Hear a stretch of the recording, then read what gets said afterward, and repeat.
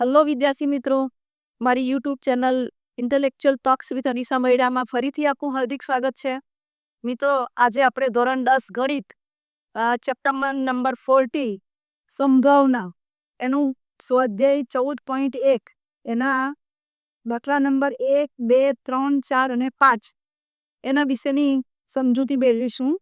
તો આપણે જોઈએ.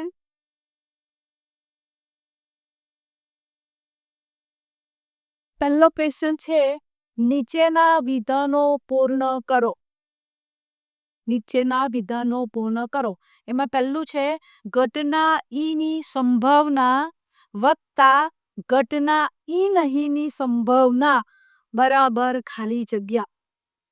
બરાબર, ઘટના ઈ અને ઘટના ઈ નહીં એ બંને કેવી ઘટના છે મિત્રો? પૂરક ઘટનાઓ છે. અને આપણને ખબર છે પૂરક ઘટનાઓની સંભાવના એનો સરવાળો કેટલો હોય છે? 1 હોય છે. બરાબર, અહીં આપણે લઈએ ઘટના ઈ. બરાબર છે, ઘટના ઈ ની સંભાવના કેટલી થવાની? પી ઓફ ઈ પ્લસ ઘટના ઈ નહીં એટલે ઈ બાર, પી ઓફ ઈ બાર. બરાબર, એના બરાબર 1 આપણે શીખી ગયા છે. થિયરી ક્વેશ્ચન માર્ક અને મેં કરાવું છું. બરાબર, એટલે એનો આન્સર અહીંયા કેટલો આવશે? 1 આવશે. મિત્રો, આ જુલાઈ 23 માં પૂછાઈ ગયું છે આ ખાલી જગ્યા. બરાબર, ત્યાર પછી આપણે બીજી ખાલી જગ્યા જોઈએ. ઉદ્ભવી ન શકે તેવી ઘટનાની સંભાવના ખાલી જગ્યા છે. આવી ઘટનાને ખાલી જગ્યા કહે છે. ઉદ્ભવી ન શકે તેવી ઘટના એટલે કેવી ઘટના કહેવાય મિત્રો? થિયરીમાં આપણે શીખી ગયા છે, યાદ આવ્યું? હા, ઉદ્ભવી ન શકે તેવી ઘટનાઓ એટલે અશક્ય ઘટના. અને અશક્ય ઘટનાની સંભાવના કેટલી છે? 0 છે. એટલે આપણે અહીંયા લખી દઈએ સંભાવના 0. બરાબર, અને આવી જે ઘટના છે તેને કેવી ઘટના કહેવામાં આવે? અશક્ય ઘટના. બરાબર, ત્યાર પછી ત્રીજું છે આપણી પાસે, ચોક્કસપણે ઉદ્ભવતી ઘટનાની સંભાવના ખાલી જગ્યા છે. આવી ઘટનાને ખાલી જગ્યા કહે છે.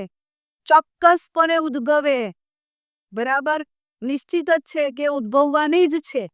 તો એવી જે ઘટના છે તે ઘટનાની સંભાવના કેટલી થશે મિત્રો? 1 થાય છે. થિયરી પોર્શન ફરી પાછું તમે ઇન્ટ્રોડક્શનમાં જે પાર્ટ 1 છે, પાર્ટ 2 છે એ ફરી પાછું વ્યવસ્થિત જોઈ લેજો. એટલે આ બધા જવાબો જે છે તે તમને ઈઝી પડશે. બરાબર, એટલે ચોક્કસપણે ઉદ્ભવતી ઘટનાની સંભાવના કેટલી છે? 1 છે. બરાબર, અને એવી જે ઘટના છે તેવી તે ઘટનાને શું કહેવામાં આવે? ક્યાં તો ચોક્કસ ઘટના, ક્યાં તો નિશ્ચિત ઘટના. બરાબર છે, એટલે આપણે અહીંયા લખી દઈએ ચોક્કસ અથવા કઈ ઘટના છે? નિશ્ચિત ઘટના છે. ઘટના કહે છે. જો કેટલી વાર પૂછાઈ ગયું છે, માર્ચ 22 માં પૂછાયું છે, 23 માં પૂછાયું છે, અને જુલાઈ 23 માં પૂરક પરીક્ષામાં પણ પૂછાયું છે. બરાબર છે, એટલે 3 વખત ત્યાં સુધી આ પૂછાઈ ગઈ છે ખાલી જગ્યા. ત્યાર પછી પ્રયોગની તમામ મૂળભૂત એટલે કે પ્રાથમિક ઘટનાઓની સંભાવનાઓનો સરવાળો ખાલી જગ્યા છે. બરાબર, કોઈ પણ પ્રયોગ આપ્યો હોય તો તેની તમામ મૂળભૂત ઘટનાઓ અથવા તો પ્રાથમિક ઘટનાઓ એ બધી ઘટનાઓનો સરવાળો કેટલો થાય છે? કેટલો થાય સરવાળો?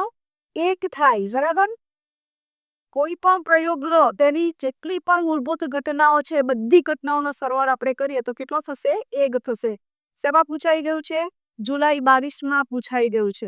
બરાબર, ત્યાર પછી પાંચમું છે, ઘટનાની સંભાવના ખાલી જગ્યાથી મોટી અથવા તેના જેટલી અને ખાલી જગ્યાથી નાની અથવા તેના જેટલી હોય છે. તો આપણે થિયરી પોર્શનમાં ઇન્ટ્રોડક્શનના પાર્ટમાં આપણે શીખી ગયા છે કોઈ પણ ઘટનાની સંભાવના કેટલી હોય? 0 હોય, 1 હોય અથવા 0 અને 1 ની વચ્ચેની તમામ સંખ્યાઓ હોય. બરાબર છે, એટલે આપણે માની લો કે ઘટના ઈ લઈએ તો એના માટે આપણી પાસે શું છે? 0 લઘુત્તર બરાબર P of E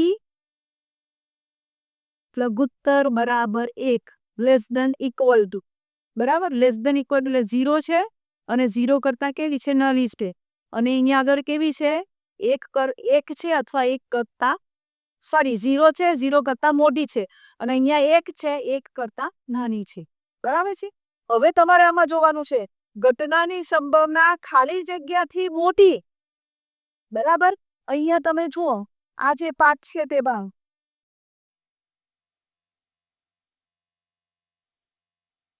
આટલો ભાગ બરાબર એમાં આ જે સંભાવના છે ઘટનાની સંભાવના એ મોટી છે કોના કરતાં મોટી છે 0 કરતાં મોટી છે બરાબર એટલે અહીંયા જવાબ શું આવશે 0 થી મોટી અથવા તેના જેટલી બરાબર લેસ ધેન ઇક્વલ ટુ લઘુત્તર બરાબર એ બાકી છે એટલે ઘટનાની સંભાવના ક્યાં તો 0 જેટલી છે ક્યાં તો 0 કરતાં વધારે છે એટલે અહીંયા શું આવશે 0 આવશે બરાબર। પછી શું કીધું છે ખાલી જગ્યાથી નાની અથવા તેના જેટલી હોય છે ખાલી જગ્યાથી નાની અથવા તેના જેટલી હોય છે બરાબર એટલે આપણે અહીંયા આગળ લઈ લઈએ ખાલી જગ્યાથી નાની તો હવે તમારે શું લેવાનું છે આટલો ભાગ લેવાનો છે બરાબર એમાં આ સંભાવના જે છે એ કોના કરતાં નાની છે 1 કરતાં નાની છે અહીંયા બરાબરનું ચિહ્ન પણ સાથે લઘુત્તર બરાબર લેસ ધેન ઇક્વલ ટુ બરાબર છે એટલે આનો અર્થ શું થાય કે સંભાવનાની કિંમત સંભાવનાનું મૂલ્ય અથવા તો સંભાવના કોઈ પણ ઘટનાની સંભાવના એ 1 જેટલી છે અથવા 1 કરતાં નાની છે એટલે આપણે અહીંયા શું લખીશું અહીંયા આપણે લખીશું 1 બરાબર છે મિત્રો। એટલે જો ઇન્ટ્રોડક્શનનો પાર્ટ તમે વ્યવસ્થિત ધ્યાનપૂર્વક જોયો હશે તો આ ખાલી જગ્યાઓ જે છે તે તમારા મગજમાં પાક્કી થઈ જશે એના જવાબ બરાબર। હજી પણ કંઈ કચાશ હોય તો ફરીથી ઇન્ટ્રોડક્શનનો વિડીયો જે છે કે તમે જોઈ લેશો। હવે આગળ ચાલી આપણે ક્વેશ્ચન નંબર 2 પર જઈશું।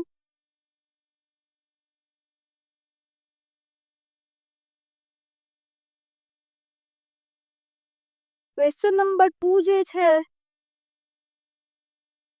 એ મિત્રો એટલો અગત્યનો નથી અત્યાર સુધી ક્યારેય આવો પરીક્ષામાં પૂછાયો નથી પણ એનો અર્થ એવો નથી કે નથી પૂછાયું અત્યાર સુધી એટલે હવે પછી નહીં પૂછાશે આપણે એને પણ ધ્યાનપૂર્વક કરીશું બરાબર ધ્યાનથી કરજો આ દાખલો એમાં શું આપ્યું છે નીચે આપેલ પૈકી કયા પ્રયોગના પરિણામો સમસંભાવી છે સમજાવો સમસંભાવી એટલે એક પ્રયોગના એવા પરિણામો કે જે બધાની સંભાવના એક સરખી હોય તે બનવાની સંભાવના એક સરખી હોય તો એવા પરિણામો અહીંયા આપણે છે કે નહીં તે ચેક કરવાના છે બરાબર।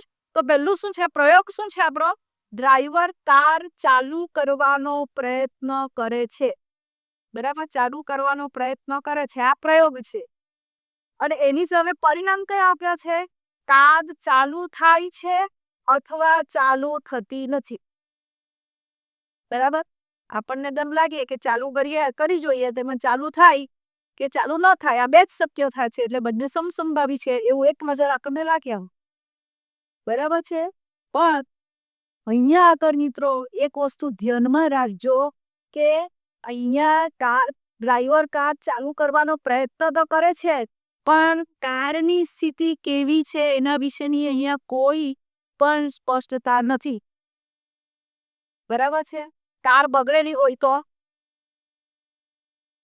પરિણામ નિશ્ચિત જ છે કે કાર ચાલુ થવાની નથી બરાબર તો આ વિકલ્પ ચાલુ થાય છે તો આવવાનું નથી કાર ચાલુ સ્થિતિમાં છે તો આમ સ્ટાર્ટ કરેલી છે ચાલુ થઈ ગયેલી છે અને પછી લઈ જવાની છે ને બરાબર છે તો એ ચાલુ થવાની જ છે એમાં ચાલુ થતી નથી નો સવાલ જ નથી આવતો એટલે આની અંદર કાર વિશેની કોઈ સ્પષ્ટતા આપી નથી એટલે આ જે આપણો પ્રયોગ છે એના જે આ પરિણામ છે એ સમસંભાવી નથી બરાબર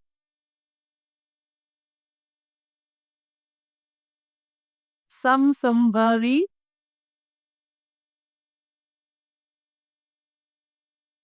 નથી. બરાબર, કેમ નથી એનું કારણ તમને પૂછ્યું નથી, પણ આ સમસંભવી નથી. બરાબર છે. બીજો એક આઈડિયા આપું મિત્રો, તમને તરત જ કેવી રીતે ખબર પડી છે. આ શબ્દ તમારે ધ્યાનમાં રાખવાની છે. અથવા આવ્યું એટલે સમજી લેવાનું કે આ પરિણામો જે છે તે સમસંભવી નથી. આ શબ્દ જે છે એ ખાસ ધ્યાનમાં રાખી મૂકજો. એટલે પરીક્ષામાં આવે તો અથવા શબ્દ આવ્યો એટલે સમસંભવી નથી એમ લખી જ દેવા. બરાબર છે. ત્યાર પછી બીજો પ્રયોગ છે. ખેલાડી બાસ્કેટબોલને તાકીને બાસ્કેટમાં નાખવાનો પ્રયાસ કરે છે. બરાબર, શું કરે છે? આમ બાસ્કેટબોલ ની અંદર પેલી રિંગ આવે ને, એ રિંગની અંદર આમ તાકીને અંદર બોલ નાખવાનો પ્રયત્ન કરે છે. બરાબર છે. હવે એના પરિણામ શું છે? તે તાકીને બાસ્કેટમાં નાખે છે અથવા ચૂકી જાય છે. બરાબર, એ તો આપણે નાખવાનો પ્રયત્ન કરીએ તો બે જ પરિણામો મળે તમને. ક્યાં તો નાખી શકાય બાસ્કેટની રિંગમાં, બાસ્કેટ આવે ને નીચે જાળી જેવી હવે, બરાબર, અને ક્યાં તો આપણે ચૂકી જઈએ તો બહાર પડે.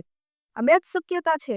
એટલે અહીંયા પણ તમને એક નજર તેમ જ લાગે કે સમસંભવી છે, કારણ કે આના બે જ પરિણામો છે અને બંનેની શક્યતા એક સરખી છે. પણ મિત્રો અહીંયા આગળ પણ ખેલાડી જે આપેલો છે એ કયો છે એના વિશેની કોઈ સ્પષ્ટતા નથી. બરાબર, અથવા તો માની લો કે એ જે ખેલાડી જે છે તે હોકીનો ખેલાડી છે અને એને બાસ્કેટબોલ રમવા આપ્યો. બરાબર છે. તો નેચરલી એ હોકીમાં એની જે માસ્ટરી છે તે બાસ્કેટબોલમાં નહીં બતાવી શકશે.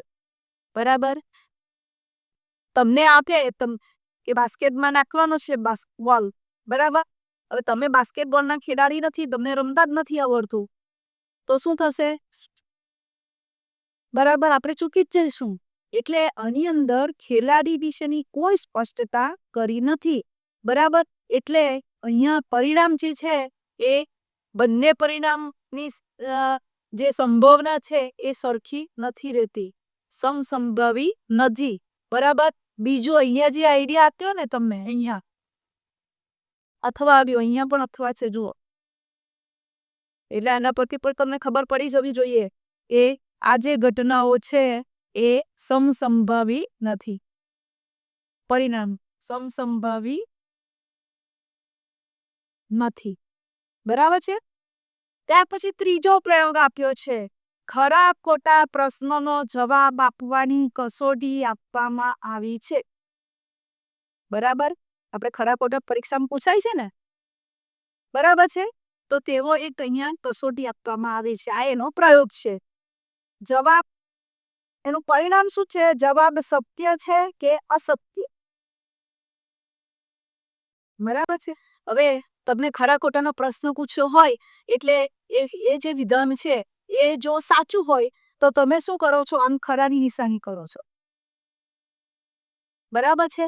અને ખોટું હોય તો આ રીતે ચોપડી મારો છો. આના સિવાય જવાબ આપવાની કોઈ રીત છે તમારી પાસે?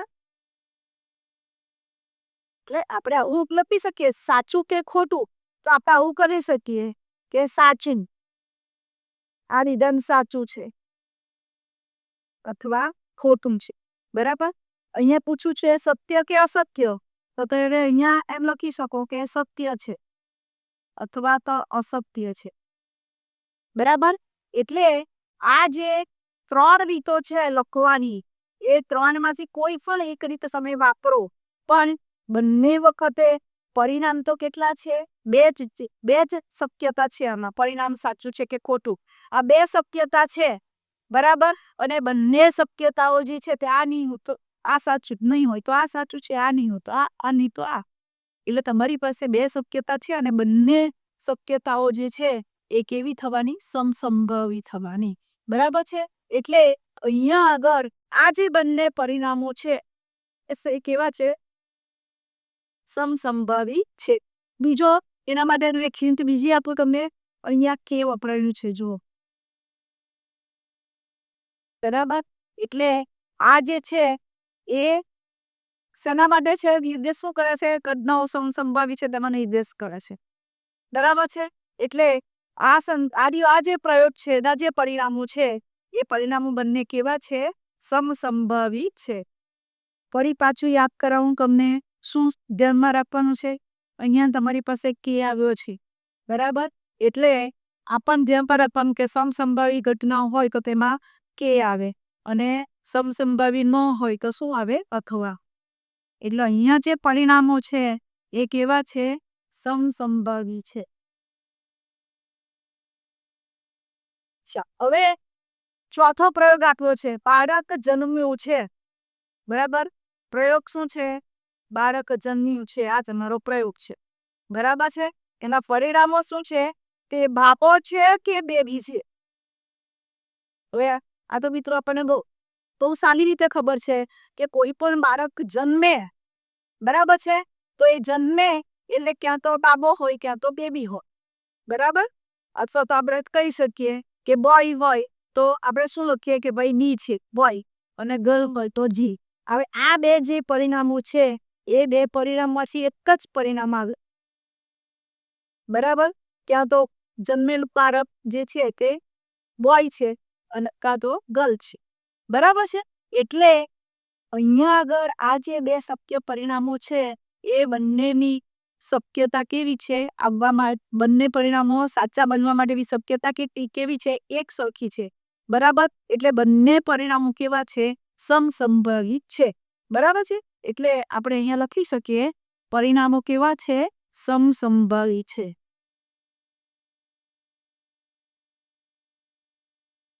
બરાબર છે મિત્રો? ફરી પાછો યાદ કરાવું, પરીક્ષામાં આજ સુધી ક્યારેય પૂછાયું નથી, પણ એનો અર્થ એવો નહીં કરી લેતા કે નહીં પૂછાઈ શકે, બરાબર? બીજું શું યાદ રાખવાનું છે કે પરિણામોમાં બે પરિણામની વચ્ચે અથવા આવ્યો એટલે સમજી લેવાનું સમસંભાવી નથી, અને આ જે બે પરિણામો મળ્યા છે એની વચ્ચે કે આવી, બરાબર? તો શું સમજી લેવાનું? એ સમસંભાવી છે, બરાબર? હવે આપણે ક્વેશ્ચન નંબર 3 તરફ જઈએ. ક્વેશ્ચન નંબર 3 શું છે? શા માટે ફૂટબોલની રમતની શરૂઆતમાં કઈ ટુકડીને બોલ મળવો જોઈએ તે નક્કી કરવા સિક્કાને ઉછાળવો નિષ્પક્ષ ક્રિયા છે એવું વિચારાય છે, બરાબર? તમે ફક્ત ફૂટબોલની રમત જ કેમ, તમે ક્રિકેટ રમો છો, ક્રિકેટ મેચ પર તમે જુઓ છો, બરાબર છે? તેમાં પણ એવું જ હોય છે, સિક્કો ઉછાળીને પછી કઈ ટીમને આપણે બેટિંગ આપીને કઈ ટીમને બોલિંગ આપી એ પણ નક્કી કરીએ છીએ, બરાબર છે? એ જ રીતે આમાં ફૂટબોલની રમતમાં જે છે તે કઈ ટુકડીને બોલ કરવા જોઈએ અને તે નક્કી કરવું હોય તો તેમાં આપણે સિક્કો ઉછાળીએ છીએ. મોટે ભાગે બધી જ ગેમમાં આપણે નક્કી કરવા માટે, બરાબર, કોને શું આપવું છે તે નક્કી કરવા માટે સિક્કો ઉછાળીએ છીએ, બરાબર? હવે મિત્રો એક વસ્તુ ધ્યાનમાં રાખવાની છે, તમે આમ સિક્કો ઉછાળો છો, બરાબર છે, તો સિક્કામાં શું આવે છે? એક બાજુ છાપ હોય છે અને બીજી બાજુ શું હોય છે? કાપે, બરાબર? એક બાજુ જે છે એ છાપ હશે અને બીજી બાજુ શું હશે? કાંટો હશે, બરાબર? આપણે સિક્કો ઇન્ટ્રોડક્શનના પાર્ટમાં તમને મેં સિક્કાની પ્રતિકૃતિ બનાવીને પણ બતાવી હતી, બરાબર છે? એટલે છાપ આવે અથવા તો કાંટો આવે, બરાબર છે? એટલે આપણને આ બે પરિણામમાંથી સિક્કો ઉછાળો ત્યારે કોઈ એક જ પરિણામ આપણને મળવાનું છે એ આપણને ખબર છે, બરાબર છે? બીજું કે એક વખત આમ સિક્કો ઉછાળે પછી વચ્ચે કોઈ બોલે કે મારા મને છાપ જ આવજે, છાપ જ આપવી જોઈએ, તો એવું બની શકે? બરાબર? એટલે વ્યક્તિગત પણ નથી, સિક્કો ઉછાળવાની ક્રિયા જે છે એ વ્યક્તિને અનુલક્ષીને નથી. હું મારી ટીમ માટે હું બોલી દઉં કે માની લો કે ક્રિકેટની ટીમમાં છે, મારે બેટિંગ લેવી છે અને મેં છાપ પસંદ કરી છે, હું એમ સિક્કો ઉછાળે પછી એમ કહું કે છાપ આવજે, આવશે? નહીં આવો, બરાબર ને? એટલે આ જે આપણે સિક્કો ઉછાળીએ ત્યારે બે પરિણામો મળી શકે, છાપ અને અથવા કાંટો, બરાબર? આ બંને પરિણામો કેવા છે? સમસંભાવી છે. વળી સિક્કો ઉછાળ્યા પછી છાપ મળશે કે કાંટો તેની અગાઉથી આપણે આગાહી કરી શકતા નથી. આ ઉછાળ્યા પછી આપણે એમ કહીએ છાપ જ આવશે એવું નહીં બની શકે. આગાહી ન કરી શકાય. કાંટો જ આવશે એવી આગાહી પણ નહીં કરી શકાય. બરાબર? એટલે છાપ મળશે કે કાંટો તેની અગાઉથી આગાહી કરી શકાતી નથી. અને તે વ્યક્તિગત પરિણામ નથી. કોઈ વ્યક્તિ એમ ચાહે કે મારા મને છાપ જ આવવી જોઈએ તો તે આવે એવું નથી. વ્યક્તિગત પરિણામ નથી. અને તેથી આપણે એમ કહી શકીએ કે એ આ જે ક્રિયા છે, બરાબર, ફૂટબોલની રમતની શરૂઆતમાં કઈ ટુકડીને બોલ મળવો જોઈએ એ નક્કી કરવા સિક્કાને ઉછાળવો એ કેવી પ્રક્રિયા છે? નિષ્પક્ષ ક્રિયા છે. બરાબર છે? એટલે આ મેઇન વસ્તુઓમાં શું ધ્યાનમાં રાખવાનું છે કે આ બે જ પરિણામો મળે. પ્લસ એ જે બંને પરિણામો છે તે કેવા છે? સમસંભવી છે. ત્રીજું શું યાદ રાખવાનું કે છાપ મળશે કે કાંટો તેની અગાઉથી આગાહી કરી શકાતી નથી. અને ચોથી શું યાદ રાખવાનું? વ્યક્તિગત નથી, વ્યક્તિલક્ષી નથી. વ્યક્તિલક્ષી નથી. બરાબર? કે કોઈ પણ વ્યક્તિ ચાહે તે જ આવી શકે એવું નથી. એટલે આ જે ક્રિયા છે તે નિષ્પક્ષ ક્રિયા છે. હવે આપણે ક્વેશ્ચન નંબર 4 જોઈશું. ક્વેશ્ચન નંબર 4 આપણી પાસે છે, નીચેનામાંથી કયા વિકલ્પ ઘટનાની સંભાવના ન હોઈ શકે? બરાબર? માર્ચ અને જુલાઈ 23 બંને વખતે પૂછાઈ ગયો છે, માર્ચની પરીક્ષામાં અને પૂરક પરીક્ષામાં. તો આપણે જ્યારે ઇન્ટ્રોડક્શન નો પાઠ જોઈ લો ત્યારે આ વિશેની આપણે વાત થયેલી કે કોઈ પણ ઘટના હોય તો તેની સંભાવના કેટલી હોઈ શકે? યાદ છે મિત્રો? તો કેટલી હોઈ શકે કોઈ પણ ઘટનાની સંભાવના? 0 લઘુત્તર બરાબર ઘટના જો આપણે એ લઈ લઈએ તો P of K લઘુત્તર બરાબર 1. બરાબર? એટલે કોઈ પણ ઘટનાની સંભાવના 0 અને 1 ની વચ્ચે હોય, ક્યાં તો 0 હોય ક્યાં તો 1. બરાબર છે? આ 3 શક્યતા છે આના પરથી. એટલે એનો અર્થ આપણે શું કરીએ? 0 અને 1 ની વચ્ચેની સંખ્યા એટલે હંમેશા કેરી આવશે? ધન સંખ્યા. એટલે પહેલી નજરે તમે આના પરથી નક્કી કરી શકો કઈ સંભાવના ન હોઈ શકે? માઇનસ વાળી. બરાબર? એટલે આ જે છે તે માઇનસ ઋણ સંખ્યા છે એટલે એ સંભવતા ન હોઈ શકે. બરાબર છે? છતાં આપણે એકવાર બધું ચેક કરી લઈએ એટલે તમને આઈડિયા આવે. તો પહેલું આપણે લઈએ 2/3. આ સંભવતા હોઈ શકે કે કેમ? બરાબર? માઇનસ નથી એટલે આ તો લઈ લીધું, પણ 0 અને 1 ની વચ્ચે હોવી જોઈએ એની શક્યતાઓ આમાં ચેક કરવાની છે બાકીના 3 વિકલ્પોમાં. બરાબર? એટલે આપણે જોઈએ તો આપણે પહેલું શું લઈએ? 2/3 લઈએ. બરાબર છે? તો 2/3 લઈએ તો આની અંદર છું અહીંયા લખું છું 2/3. 2/3 2 કેવો છે? આ અંશ કહેવાય, એ નાનો છે. બરાબર? અને 3 એ છેદ છે, એ કેવો છે? મોટો છે. બરાબર? એટલે જ્યારે આવી અપૂર્ણાંક સંખ્યાની અંદર અંશ નાનો હોય અને છેદ મોટો હોય તો તે સંખ્યા હંમેશા 1 કરતા નાની હોય. બરાબર છે? 1 કરતા નાની હોય. અને બીજી કેવી છે? ધન છે. એટલે 0 અને 1 ની વચ્ચે છે. એટલે આ તો સંભાવના હોઈ શકે. બરાબર? હવે તમને એમ થશે કે આ બરાબર સાચું છે કે? તો એના માટે તમે લખી શકો. દાખલા તરીકે આપણે 2/3 કરીએ. અહીંયા 2/3. બરાબર? ભાગ નીચે આવે એટલે શું લખવાનું? અહીંયા પછી દશાંશ ચિહ્ન મૂકો. બરાબર? 3 × 18. પછી આગળ ભાગ ચાલશે. બરાબર છે? પણ મુખ્ય આપણી પાસે જવાબ આવી ગયો 0.6. એટલે 0.6 એ કેવી સંખ્યા છે? 1 કરતા નાની છે અને 0 અને 1 ની વચ્ચે છે. બરાબર છે? એટલે આ વસ્તુ મગજમાં કોતરી રાખજો કે અપૂર્ણાંક સંખ્યા હોય એમાં અંશ નાનો અને છેદ મોટો હોય તો એ સંખ્યા 1 કરતા નાની. પણ એનાથી ઉલટું હોય તો અહીંયા એનાથી ઉલટું લખું છું હું 3/4 લખી દઉં છું. બરાબર? તો અહીંયા અંશ જે છે તે કેવો છે? મોટો છે અને છેદ કેવો છે? નાનો છે. બરાબર? જ્યારે અપૂર્ણાંક સંખ્યાની અંદર અંશ મોટો હોય અને છેદ નાનો હોય તો એ સંખ્યા 1 કરતા મોટી હોય. એટલે ધ્યાન રાખજો, ક્યાંક કોઈ જગ્યાએ પણ તમને કાલા હશે. બરાબર? એટલે આ તો સંભાવના દર્શાવે છે. હવે શું લેવાનું છે? 15%.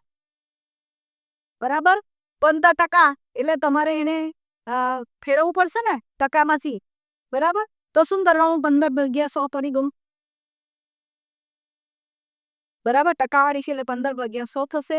હવે અહીંયા આગળ પણ ફરી પાછું જુઓ, અંશ નાનો છે, છેદ મોટો છે, એટલે આ સંખ્યા કેવી છે? 1 કરતા નાની છે, અને ધન છે એટલે 0 અને 1 ની વચ્ચે છે. બરાબર, એટલે આ પણ સંભાવના હોઈ શકે.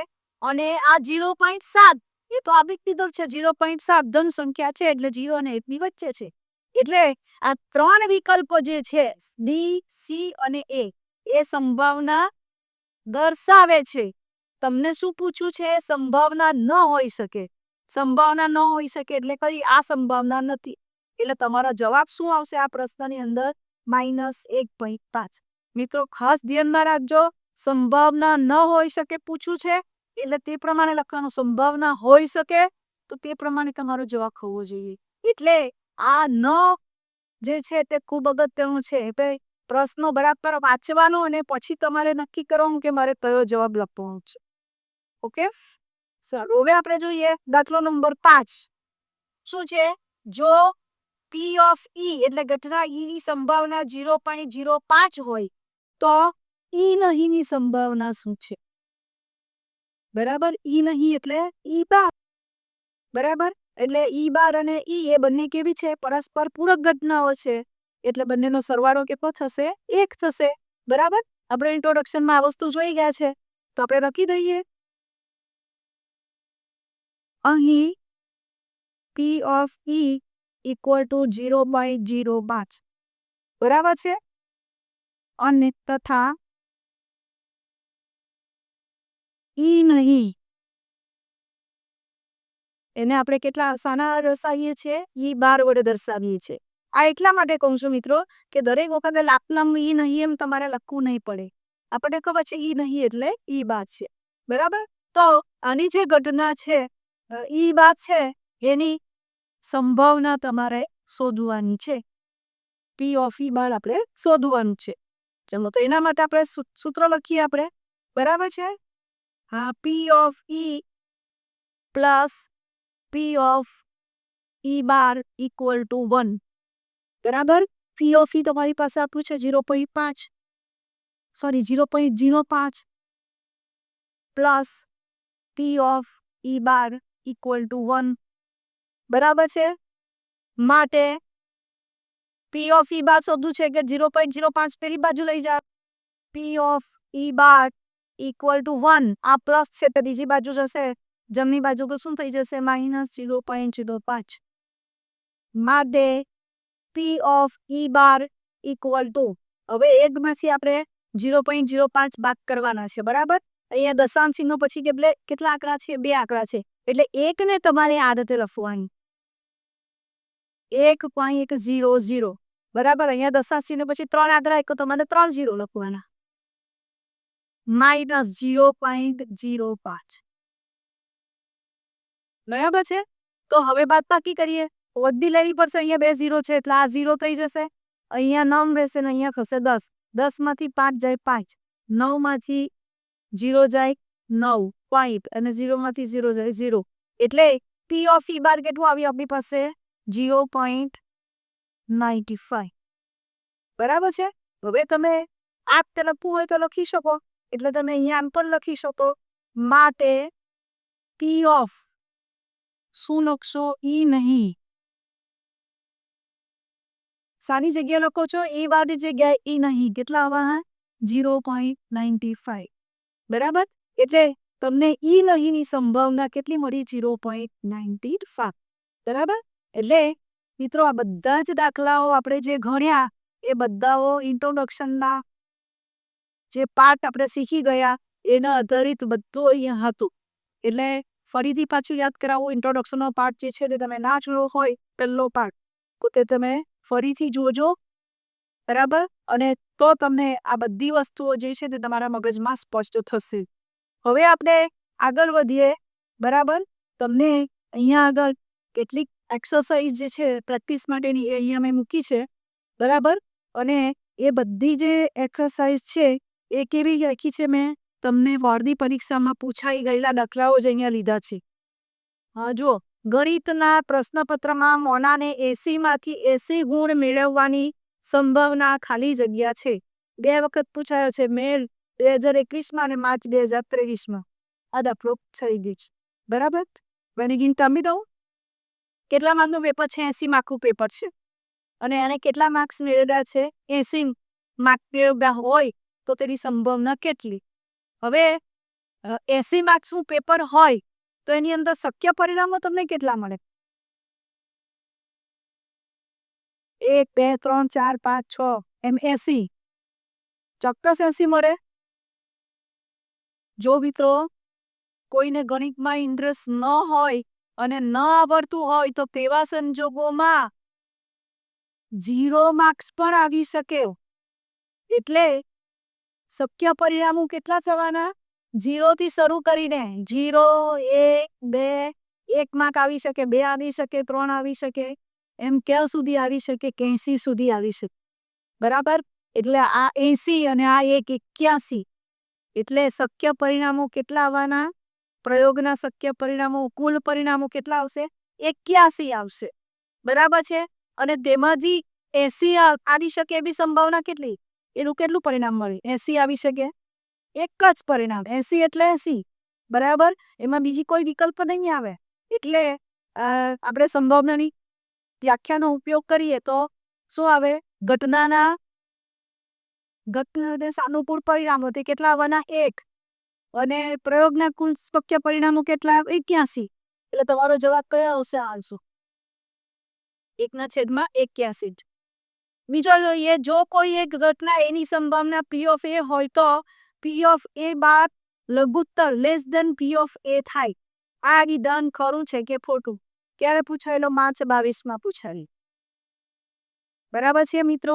હવે આને શું અહીંયા શું કીધું છે P of A બાર એ હંમેશા અહીંયા P of A કરતા નાની થાય.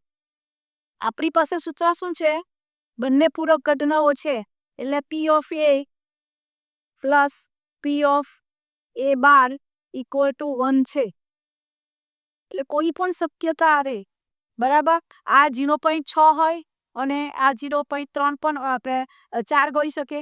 આ 0.3 હોય તો આ 0.7 હોઈ શકે. કોઈ પણ શક્યતા આવે બરાબર છે. એટલે એવું હંમેશા નથી બનતું કે એ બારની સંભાવના જે છે કે એ કરતા નાની હોય એવું નથી હોતું બરાબર છે. એટલે વિધાન કેવું થશે ખોટું થશે. 2020 સાલમાં 53 સોમવાર આવે તેની સંભાવના 3/7 છે. વિધાન સાચું કે ખોટું બરાબર છે. આ પ્રકારના દાખલા સ્વાધ્યાયમાં હજી આવશે એટલે ત્યારે તમને બતાવીશ. સાલમાં 53 સોમવાર આવે આખા વર્ષ જે છે તેની અંદર આપણી પાસે દરેક અઠવાડિયાની અંદર કેટલા સોમવાર આવે 1 સોમવાર આવે બરાબર. અને આખા વર્ષના એવા એક માસના અઠવાડિયા કેટલા આપણી પાસે 4 અઠવાડિયે બરાબર છે. એવા કેટલા માસ છે આપણી પાસે 12 માસ છે. ટોટલ 12 મહિના છે બરાબર. એટલે એમાં કેટલીક વખત શું થાય કે સ્ટાર્ટિંગમાં જો પહેલી તારીખે કે બીજી તારીખે સોમવાર આવી જાય તો તેની અંદર 5 સોમવાર પણ આવી શકે બરાબર. તે બધી કેલ્ક્યુલેશન એની અંદર કરવાની હોય છે. તેની સંભાવના કેટલી છે 3/7 છે બરાબર. એ તમારે ચેક કરવાનું. કેવી રીતે ચેક કરશો તમે 53 આવે તે માટે તમારે ભૂલ તમારી જે ઘટના છે સોમવાર આવવાની એ ઘટનાને સાનુકૂળ પરિણામો કેટલા તે શોધવાના એની સાથે સાથે ટોટલ શક્ય પરિણામો કેટલા કુલ તે શોધવાનો એટલે તમને આ મળી જશે બરાબર છે. આગળ ઉપર આવા દાખલા આવશે ત્યારે વ્યવસ્થિત આપણે સમજી લઈશું. ત્યાર પછી P of E plus P of E bar equal to -1 તો દેખીતું છે આપણને ખબર છે કે આ બંનેનો સરવાળો 1 આવે છે એટલે વિધાન કેવું છે ખોટું છે. પાંચમો છે પાસાને એક વખત ઉછાળતા 6નો અંક ન મળે તેની સંભાવના કેટલી.